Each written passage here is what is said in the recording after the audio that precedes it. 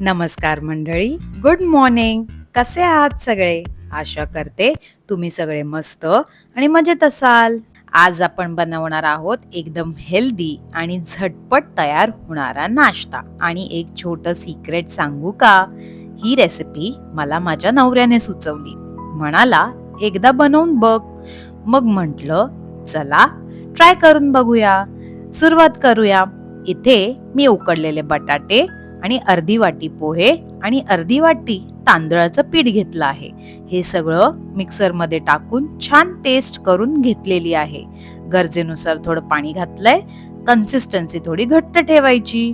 आता यामध्ये तुम्ही तुमच्या आवडीच्या भाज्या घाला.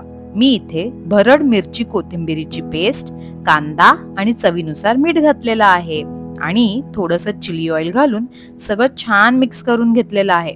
हे ऑप्शनल आहे. हवं असेल तर थोडा इनो किंवा खायचा सोडा घालू शकता, पण मी इथे घातलेला नाही आहे.